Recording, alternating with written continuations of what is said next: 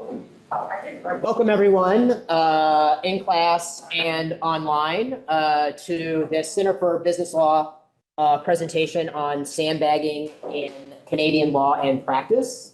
I am Professor Camden Hutchison. I'm the director of the Center for Business Law, and so I'm using my prerogative as director to organize a talk where I'm talking about some of my recent research. So I will be presenting on my recent article project, Sandbagging in Canadian Law and Practice, which I recently submitted to the Canadian Business Law Journal and is currently under peer review. And so I'll just kind of be talking about the article. We have a sort of limited time slot today, but hopefully there'll be some time for questions at the end. First thing I'd like to do is I would like to thank my research assistant, Yara Nijam, who's been very helpful with this project. So thank you, Yara.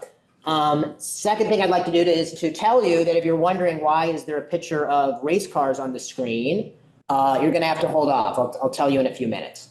Okay, so let's start off by discussing what is sandbagging. So I'm assuming many people in the class are not familiar with the term sandbagging or don't know exactly what it means. So sandbagging, it's actually a pretty complex concept in M&A practice, and I've tried to distill it into this concise definition here. So in the language of mergers and acquisitions, sandbagging refers to situations in which a buyer brings an indemnification claim for a breach of the seller's representations that the buyer was aware of prior to closing. So the basic idea is that the buyer closes on a known breach and then turns around and sues the seller. Right, that's kind of the basic concept. So the legal permissibility of sandbagging, i.e. whether or not courts will allow buyers to engage in this practice, is an uncertain and controversial issue, right? So that's kind of the basic idea of what sandbagging is. If you didn't totally follow that, I'm now going to go into more detail. So now I'm not just going to kind of give the definition all over again, but now I'm going to give a little bit more background information. Okay, so in a typical M&A deal, so in a typical corporate acquisition, the seller makes a number of factual reps and warranties to the buyer in the acquisition agreement, right? So the seller will typically make a sort of laundry list of factual representations about the company being sold, right? So the reps and warranties are sort of a long list of factual statements about the company being sold that speak to the nature and the quality of the business, right? So I have, kind of three examples on the screen. Typical acquisition agreement will have usually a couple dozen reps and warranties. So these are just three examples. Corporate capitalization and organization, that will be a representation as to the capital structure of the company being sold, the number and different classes of shares that are outstanding. There's a representation that the company is duly organized under its jurisdiction of organization, that it's a validly existing company. There's usually very detailed representations around the financial performance of the company being sold. And there'll often be a representation that says, basically, the financial statements that have been provided to the buyer and which are attached to this agreement as a schedule are true and correct in all material respects, right? So the seller is going to provide the buyer with the company's financial statements, and then it's going to make a representation that those financial statements are true and correct. And then finally, there's a number of representations that speak to the absence of specified liabilities. So the seller will often make a representation like, we don't have any environmental liabilities, or we don't have any labor law liabilities, or we don't have any tax liabilities that we haven't told you about, or we're not being sued by the government, we're not being sued by our shareholders, et cetera. And then there's often a sort of general no undisclosed liabilities rep where the seller will say, we just don't have any undisclosed liabilities at all, right? We have disclosed to you all of our liabilities. We don't have any secret liabilities. Okay. Now, the function of these reps and warranties is that post-closing, the buyer can sue for breaches of the seller's reps and essentially get liquidated damages. So the reps and warranties serve as a basis for post-closing indemnification. Now, the reason that the reps and warranties in an acquisition agreement are important is because typically the seller who's selling their business, they know a lot more about the business being sold than the buyer, right? So there's an asymmetry of information between the seller and the buyer. The buyer's buying the company. They've probably, done some due diligence, they've done some research, but they don't know all the ins and outs of the business. The seller who controls the business, they have a lot more information about the business, typically. That's the ordinary situation. However, in certain situations, it's possible for the buyer to have more knowledge than the seller, right? So for example, if the buyer does really, really thorough due diligence on the company being sold, and imagine it's a situation where the seller doesn't actually have like a really good command over the information relating to the business, like, maybe they're really disorganized or they have like really bad record keeping or something. But you can imagine situations where the buyer actually knows things about the company that the seller doesn't know, right? It's a bit unusual, but it certainly happens. Now, in these kind of situations, if the buyer, one, has knowledge that the seller is in breach of a rep, two, closes the deal anyway, and then three, sues for indemnification, this is known as sandbagging, right? Which is just sort of, it's not a legal term, it's just sort of a business term. And sellers, they argue that this is an unethical practice. They argue that it's unethical for a buyer to know that the seller's in breach of rep, fail to disclose that to the seller, buy the company, and then turn around and sue for indemnification. Okay, so what are the origins of the term sandbagging? It's a colorful term. So the historical origins of the term sandbagging are uncertain. By the way, it's a term you might have heard in other contexts. It doesn't just exist in M&A, it exists in lots of different contexts. And it's often attributed to 19th century street gangs. So the idea is that it's kind of imagine like a gangs of New York situation with like street gangs in 19th century New York, but they would allegedly fill up socks with sand and ambush each other, right? As like an impromptu weapon. So this was like a term that was used in kind of like journalism around the turn of the century, sandbagging. And then it sort of became a kind of general term that's used in a lot of different contexts, particularly in sporting contexts. So the term sandbagging exists in golf, auto racing, horse racing, sailing, martial arts, pool, and poker. It probably exists in other contexts as well. So just to kind of give you one example, what does it mean in auto racing? So in auto racing, what sandbagging refers to is in a lot of different racing series, prior to the actual race, the racing teams will do qualifying laps or test laps where they'll be benchmarking their car. So before they actually do the race, they'll go out one by one and do test laps to benchmark their cars. And all the other racing teams, they can observe the other team's laps. So they'll observe them doing their qualifying laps and their testing laps. And sometimes a racing team, when they're doing their testing laps, they will hold back, right? And the driver won't go as fast as he possibly can, in order to deceive the other teams into thinking that they're slower than they actually are, right? So they'll go out and they'll do laps at a certain time, and then the other teams will benchmark against that time. And then when the real race comes, they go way faster than that, right? And they catch the other teams by surprise. Sometimes they literally even add weight to the cars when they're doing their qualifying laps, so they go slower. And then when they go in the real race, they're faster. So this is sandbagging in the auto racing context. So in the auto racing context, sandbagging in most racing series is considered cheating. And if you get caught doing it, you face fines and penalties, right? So this sort of speaks to sandbagging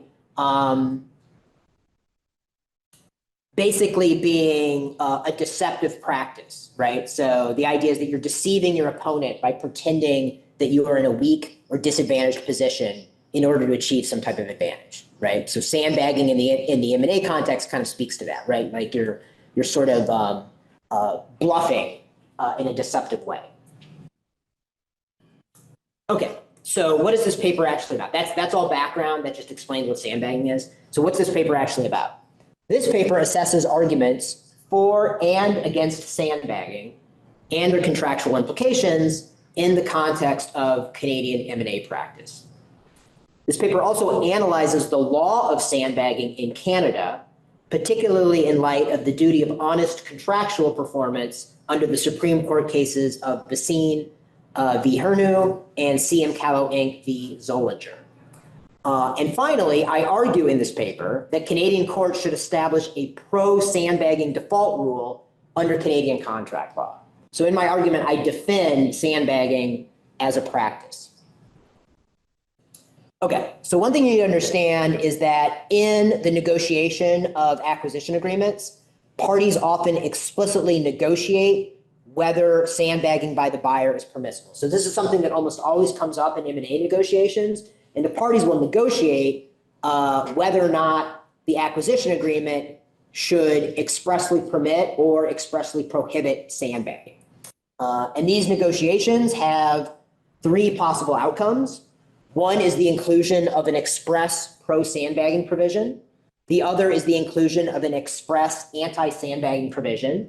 And the third and most common outcome is contractual silence. So a pro-sandbagging provision is just a provision in the contract that expressly allows the buyer to sandbag, right? So it says that the buyer can sue for indemnification, notwithstanding any prior knowledge of a breach of rep, right? An anti-sandbagging provision is the opposite. It's a contractual provision that expressly states that the buyer cannot sandbag. Basically, they cannot sue for indemnification if they knew about the breach of rep. And then the third, and again, this is the most common outcome, is just no provision at all, right? Which doesn't mean that the parties don't bring it up. What it means is the parties bring it up and they kind of argue about it for a bit, and then they decide to just leave the contract silent.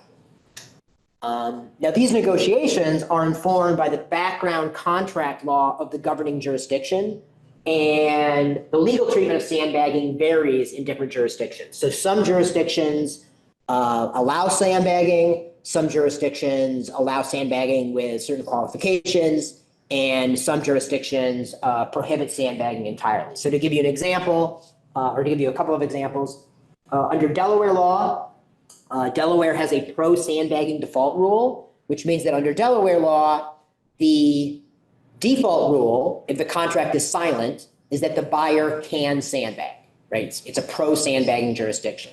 However, it's only a default rule, which means the parties are free to negotiate an anti-sandbagging rule in the contract if they want, right? So it's kind of freedom of contract with a default rule in favor of sandbagging.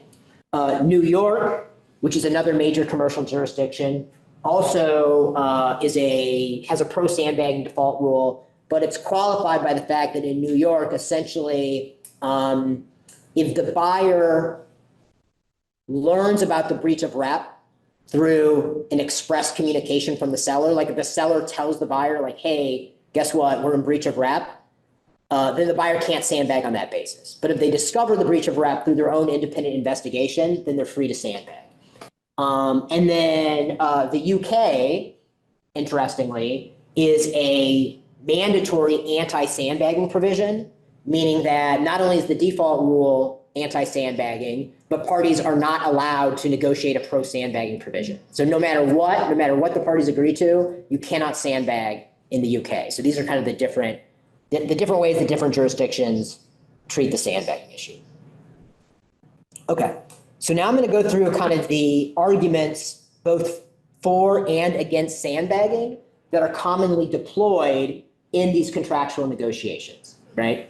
So let's start out by looking at it from the seller standpoint. So sellers are understandably concerned that buyers may discover a breach of rep during the due diligence process, conceal the breach from the seller, and then close the transaction with the intent of seeking indemnification, right? This is what sellers are worried about. And sellers have three main arguments that they use in negotiations to argue as to why the contract should include an anti-sandbagging provision.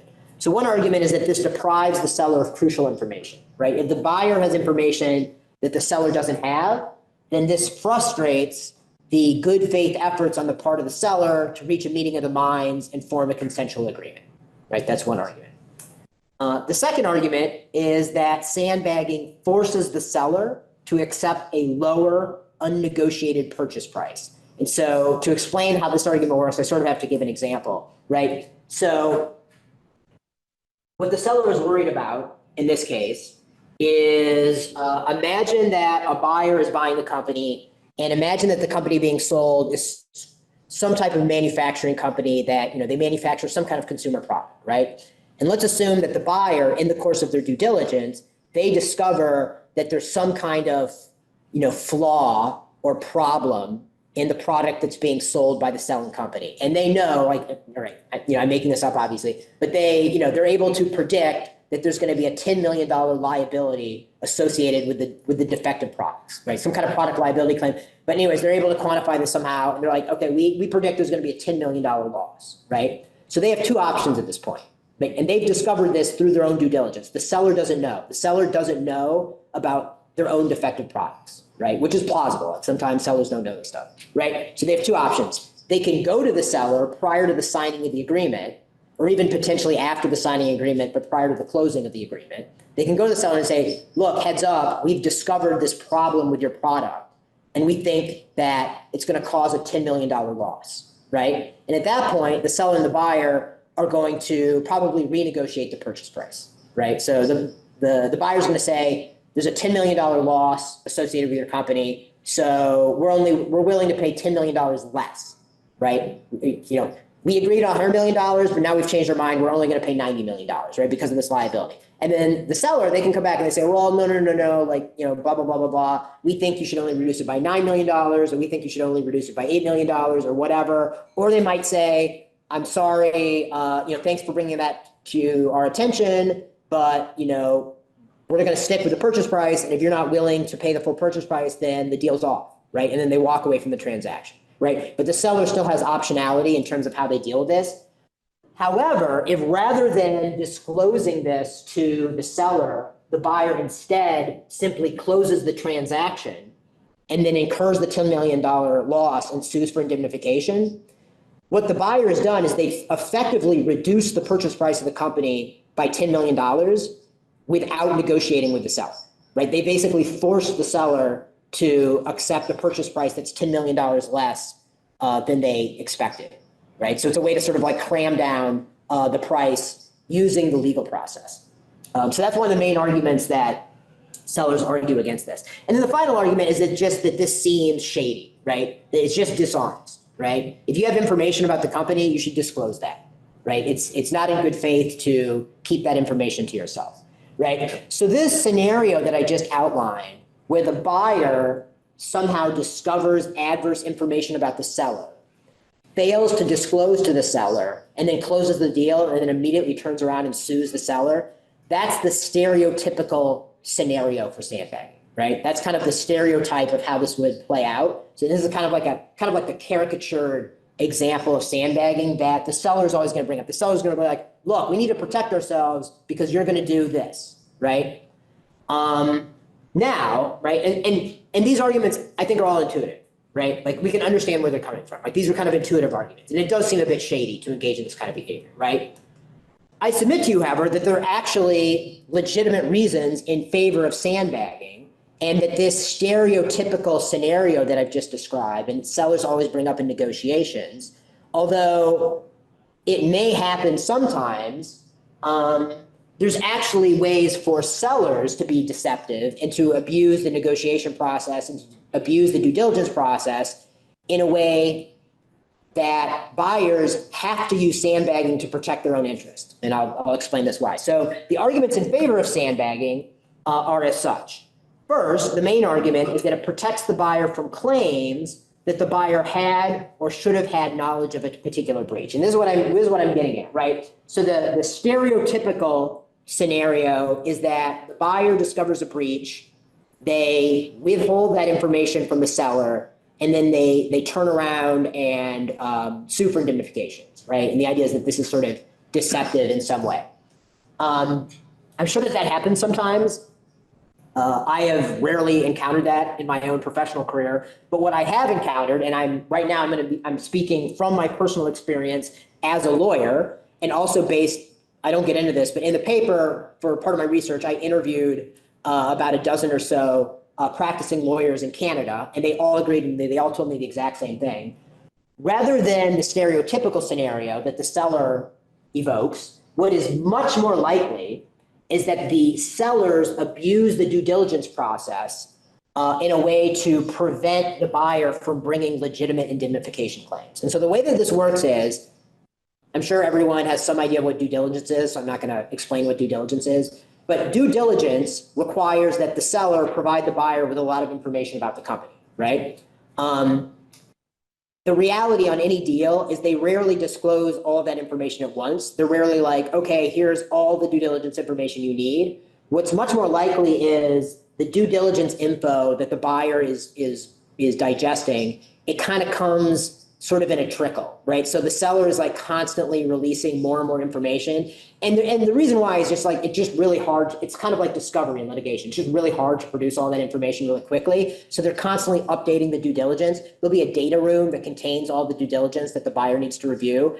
And, you know, you'll see this when you're working on a deal. Over the course of the deal, which could be many weeks or many months, the seller is constantly updating new stuff into the data room. Right? So like every week they'll be like, oh, we forgot about this.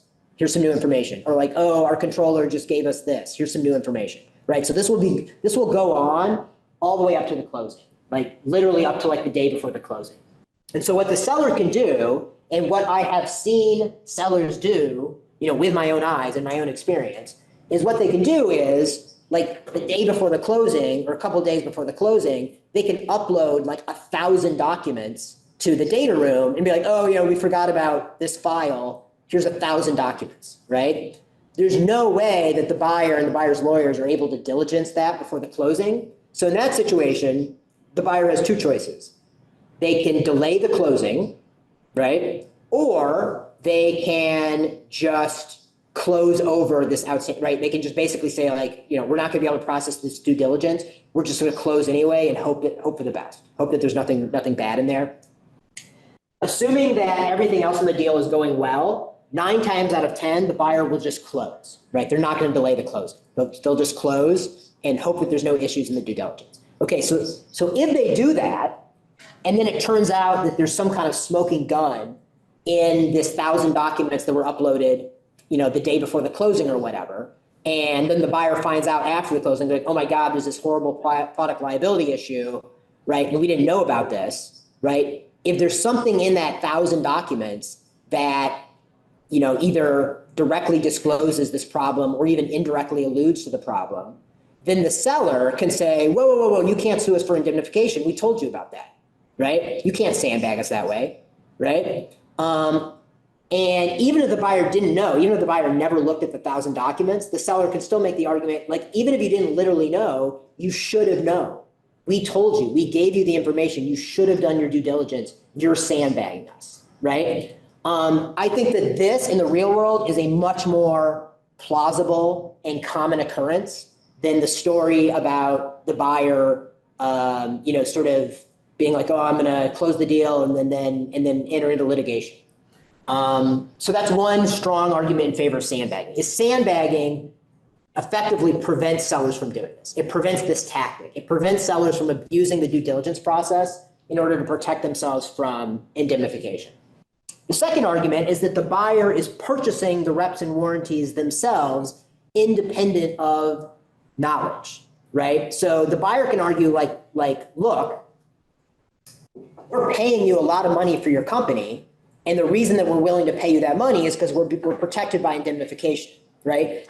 And assuming that the market for corporate assets is at least somewhat efficient, which I think is a reasonable assumption, we would assume that the buyer would pay less absent this indemnification protection, right? So the buyer can argue like, hey, look, we're paying you for this indemnification protection. We're paying you for these reps and warranties. It doesn't matter what we know, right? And so the analogy I would use is think about it this way. You know, going back to like the car theme, I suppose, like say you're going to go buy a car, right? And I don't know, it's some kind of car like you're buying, I'm not going to name names, but just say a car that's like known for not being particularly reliable. So say you go buy a new car. I'm not going to say what kind of car.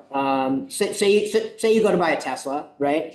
And you know that Teslas have a reputation for having a lot of problems, right? Now, Tesla gives a warranty just like anyone else, right? Tesla can't, once you buy the car that has a warranty on it, Tesla can't turn around and say, you should have known we make crappy cars. You should have read Consumer Reports. Our cars have problems, right? That doesn't invalidate the warranty in any way, right? Or if you buy a washing machine, say you buy like a cheap washing machine and you know it's like known to be an unreliable washing machine, but there's a warranty, the washing machine company can't say like, oh, everybody knows that we make junk, right? Like the warranty's not valid, like that, that wouldn't fly. The same, you can make the same argument in the M&A context, right? And then finally, it's just consistent with contractual language. There's generally nothing absent an anti-sandbagging provision, there's generally nothing anywhere in the language of an M&A agreement that says that the buyer's right to indemnification is in any way contingent on their absence of knowledge of a breach, right? That's just not the way that these contracts are written. Okay. So what is the status of sandbagging under Canadian law? Unfortunately, Canadian law is somewhat unclear as to whether or not sandbagging is permissible. So courts in Alberta have issued very clear pro-sandbagging decisions that do not explicitly follow the law of Delaware, but they're logically very consistent with the law of Delaware. However, Ontario courts, on the other hand, have issued more ambiguous decisions. So there's a decision from Ontario called, it's like Transamerica Insurance, the ING, I believe. And in that case, the Court of Appeal in Ontario basically said that there may be a duty to disclose adverse information to a seller, right? So they made this kind of ambiguous statement where they didn't say that there is a duty and they didn't say that there is not a duty. They said that there may be a duty. So it's kind of a question mark. And then more recently, the Supreme Court has announced the principle of honesty and good faith in contractual performance under the Bassine and CM Callow Inc. cases, which have rendered the legal situation even more uncertain. Okay, so I want to talk about these two Supreme Court cases and their implications for sandbagging. So in the Bassine case, the Supreme Court of Canada established, de novo, a duty of honesty in contractual performance. So I'm assuming, did people encounter this in like first year contracts, right? The Bassine case, it's a very important case in Canadian law. So the Bassine case establishes a duty of honesty in contractual performance. Now, that doesn't necessarily implicate sandbagging. For one thing, the facts of Bassine had nothing to do with sandbagging, right? So as a factual matter, it's unrelated. But also Bassine did not involve express dishonesty, right? So the Bassine case in and of itself, the duty of honesty is a duty to refrain from affirmative dishonesty, but under Bassine, it is not a duty to correct the other party's mistaken assumptions, right? Now, unfortunately, a few years later, there's the CM Callow Inc. case, which went further, and it expanded this duty to encompass a failure to correct. So I argue that the CM Callow Inc. case is problematic from an M&A standpoint and is problematic from a general contract law standpoint, and that this duty, this potential duty to correct the other party's mistaken assumptions is very unclear and has introduced a lot of uncertainty in the law. So one of the problems with CM Callow is if you dig into the facts of the case and you dig into the facts of the trial decision, there's a lot of factual ambiguity as to whether or not the defendant caused the plaintiff's misunderstanding. So just real quick, I'm not going to get into it, but like in CM Callow Inc., there was basically one party assumed they had a contract and they assumed that the contract was going to be renewed. And then the other party who had the option to renew the contract, they knew that they were not going to renew the contract, but they let the other party think that they were going to renew the contract. That's the basic idea.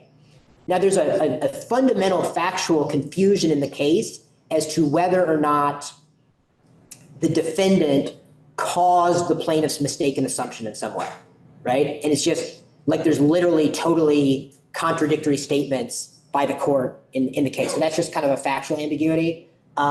Second, the court uses language where they say that basically this duty of honesty and contractual performance may prohibit, quote, half-truths, omissions, and even silence, depending on circumstances, right? So relating to this, the sandbagging example, this implies that, like literal silence, like failing to correct someone else's mistake, that could be deemed to be dishonest. And then finally, the CM Callow Inc. case incorporates the civil law principle that no contractual right may be exercised dishonestly and therefore contrary to the requirements of good faith. And this is problematic in the sense that the common law and the civil law both have very distinct and well-developed doctrines around these issues of honesty and contractual performance. And the Supreme Court of Canada just sort of taking something from the civil law and saying this is part of the common law now, right, in a single decision, just introduces a lot of, like, you know, it's not, right, it's not, like the puzzle pieces don't quite fit, right? You can't just take a doctrine from the civil law, put it into the common law and just like, this is the common law now, right? It introduces a lot of difficulties and uncertainties. So CM Callow Inc.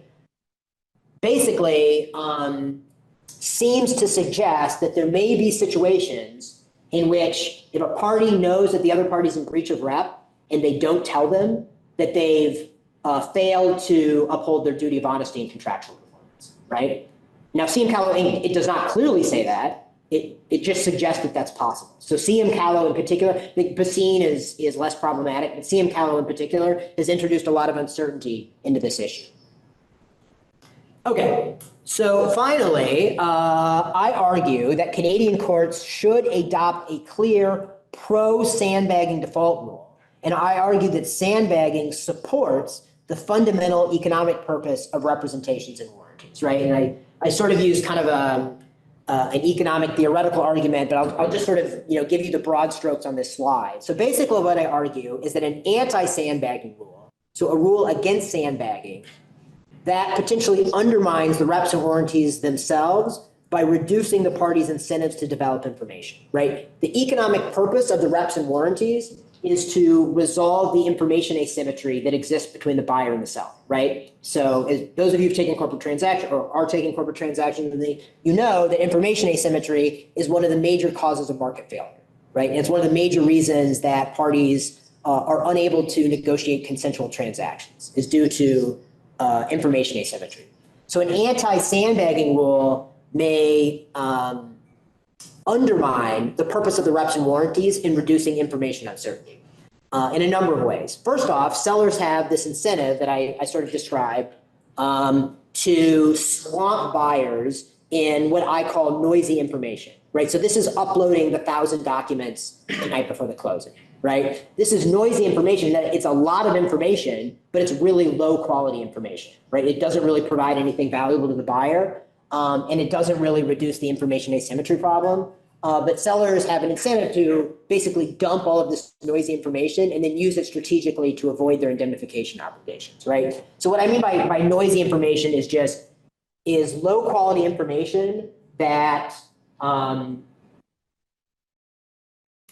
prevents the buyer from understanding the information that they are actually concerned with, which we can call like the signal, right? So in kind of information economics, right, there's noisy information and there's signal information, right? So like an example of noisy information would be like, if I asked Yara, for example, if I said, Yara, what is 2 plus 2, right? And Yara told me, well, Yara just gave me the signal, but if Yara instead said, oh, 2 plus 2 is one of the following numbers, 1, 2, 3, 4, 5, 6, 7, 8, 9, or 10, okay? She's given me the right answer, right? Like the 4 is in there, right? But it's swamped by all this noise. Like I don't actually know what 2 plus 2 is now, right? So this is what sellers can do. Buyers have reduced incentives to do their own due diligence, right? Because buyers are in this unfortunate situation where the more thorough their due diligence, and the more information they discover about the seller, it's actually against their interest because anything that they discover in the due diligence process, the buyer can claim that they know and therefore should not be able to seek indemnification on the basis of that information, right? So due diligence is one of the main ways that buyers reduce this information asymmetry problem. And if buyers are, to a certain extent punished by doing their own due diligence, like anything that they discover can be used against them, then on the margin, they have less of an incentive to, exert effort and spend costs in the due diligence process. And basically, there's going to be less information overall, right? So given the parties' incentives, there's just going to be less information, right? And less information is generally a bad thing in a context of asymmetric information. A pro-sandbagging rule that says buyers go for it you can sandbag. That strengthens the reps and warranties and encourages the development of information. So for one thing, the sellers have to be very careful and very meticulous that the reps and warranties are true, right? They can't depend on the sandbagging argument to protect them. So they have to be very, very careful that the reps and warranties are true, which means that the reps and warranties themselves are going to be a stronger source of high quality information, right? So the buyers are going to be able to rely on the reps and warranties more because the sellers have a very strong incentive to make sure that they're true. Second, buyers have a stronger incentive to investigate. They have a stronger incentive to do their due diligence, right? The resources they expend on doing due diligence aren't going to hurt them. They can only help them, right? The more information they have, the better. So given these two factors, I argue that a pro-sandbagging rule encourages the development of more information. And more information is generally a good thing in a context of asymmetric information. Okay, so I will wrap things up with a just sort of a bonus argument, and I make this argument kind of in the conclusion of my paper. So I extend, I criticize the CM Callow Inc. case as being problematic in the context of M&A. But, M&A that's kind of a specialized, area of contract law, right? So you might say, well, that's, too bad for M&A, but maybe this rule makes sense in other contexts. Well, I argue that it doesn't. And I argue that the CM Callow decision, although I think that the courts, I think that their heart is in the right place. I think that they've made a decision that has not only introduced a lot of uncertainty into contract law, but I think the decision is actually adverse to the interest of contracting parties. So the court's decisions in both Basine and CM Callow appear to be motivated by essentially equitable considerations, right? Specifically, a reluctance to allow the parties in the instant case to benefit from morally questionable business practices. And in both Basine and CM Callow, if you look at the facts of the case, the defendants, I think it's fair to say they did act in a shady manner in both of those cases. So the defendants were not on the up and up, right? What they did seems a bit shady in both of those cases. And so I think that the court focused a little bit too much on the specific facts of the case and sort of invented this new kind of duty of contractual performance, which is really more in the nature of a tort law duty than a contract law duty, right? It's basically the court is sort of inventing a new duty that the parties did not agree to in the text of the contract itself in order to solve this problem of perceived unfairness, right?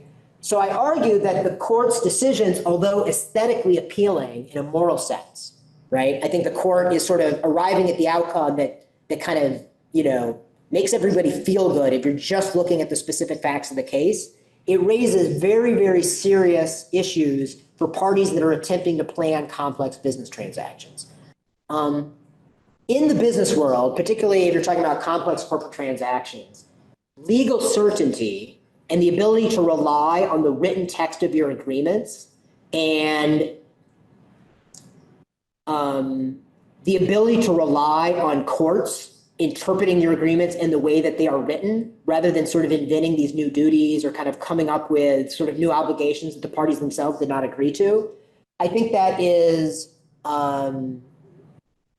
it's really harmful to the business and economic certainty that parties need to enter into these kinds of transactions. And I think that if parties can't rely on their own contracts and they have to fear that a court, like the Supreme Court of Canada, for example, might second guess the words of the contract itself and sort of come up with these new duties ex post that the parties never agreed to ex ante, I think that introduces a lot of uncertainty in the business world and could potentially, deter transactions. So I guess what I would say to the Supreme Court of Canada is when you're deciding these cases, like in CM Callow Inc., it was like a landscaping contract, right? So this is like a really low, like the parties were not particularly sophisticated, low value contract, right? And they're kind of deciding this case, and it's like, look, like you're the Supreme Court of Canada, right? This decision is going to have consequences across the entire country. It's not just about this landscaping contract, right? So I think the Supreme Court of Canada should really think more carefully about the second order consequences of the kind of decisions that it's making in the business law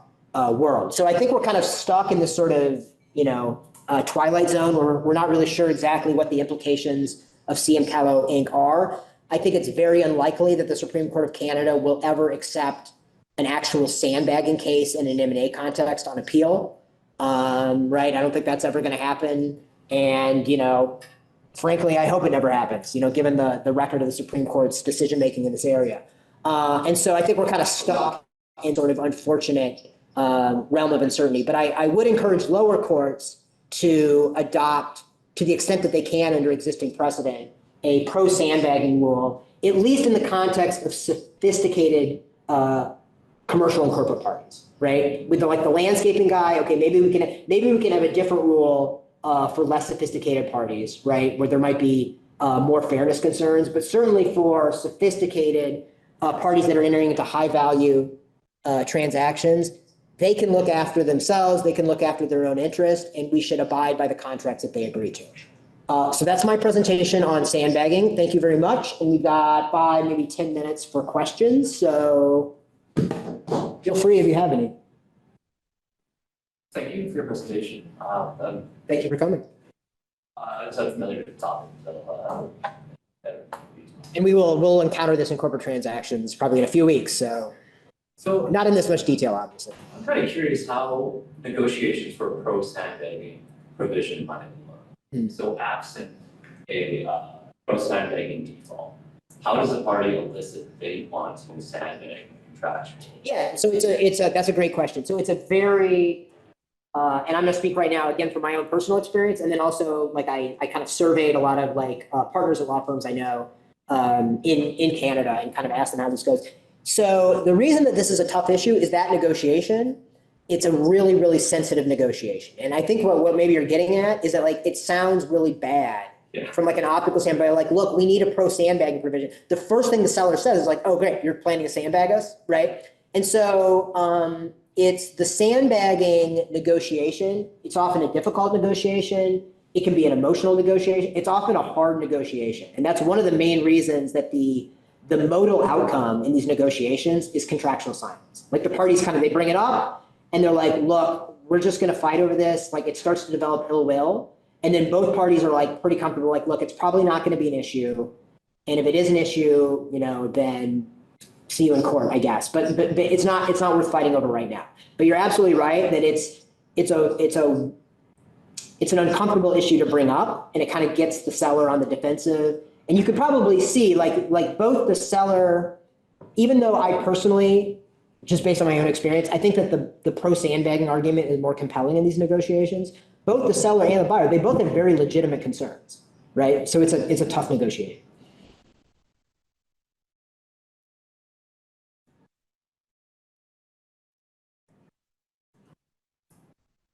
Yeah. Adam. So thank you for your interesting presentation that familiarized me, at least, with a topic I was not familiar with.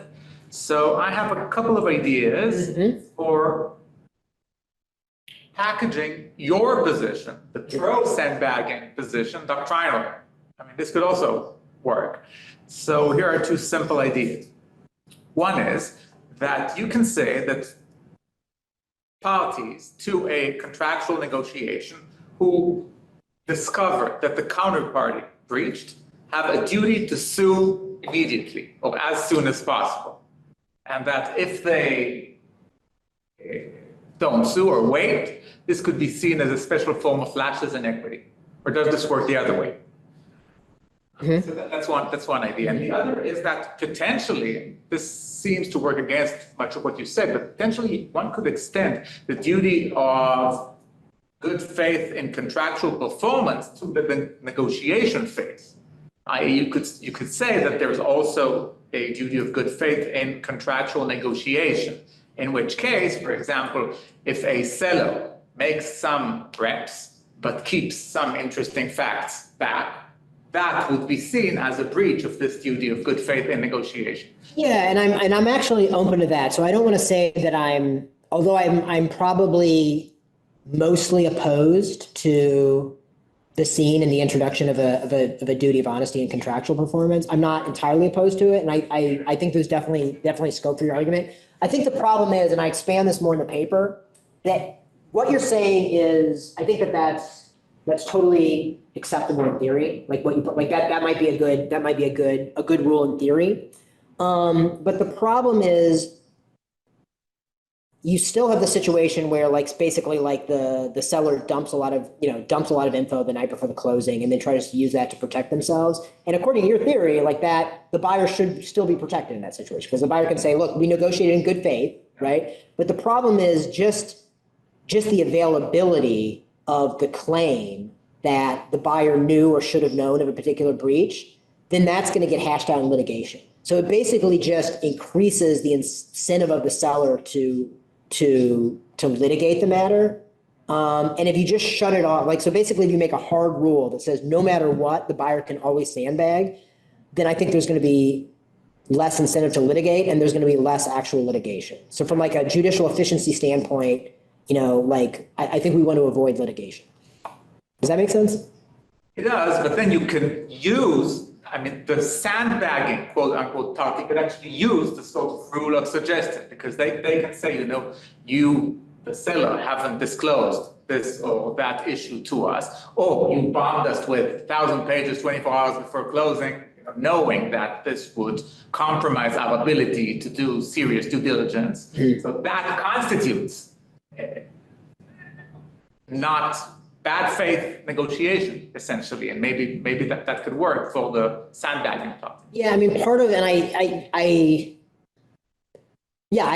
agree with you. I think that's a good point. Like part of what's animating my argument, and I kind of expand on this a bit more in the paper itself, is I get into a little bit about like the law and economics of kind of rulemaking and like default rules versus mandatory rules. And I'm coming from an approach, which is certainly, is certainly a contestable, right? People can certainly disagree with this approach, but I'm kind of coming from the approach that it's really important to just have very, very clear rules in order to minimize the incentives to litigate. And like, even if the rules themselves are not perfect, or even if the rules themselves are suboptimal in certain circumstances, it's better to have a clear rule that disincentivizes litigation than a rule that might be more fair or more appropriate in certain limited circumstances, but is going to encourage more litigation. Right. And that's obviously, there's arguments for and against that kind of litigation minimizing approach.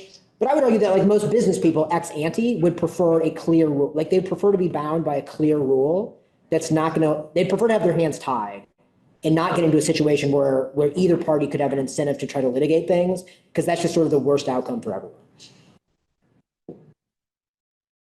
But thank you. Great points. Any other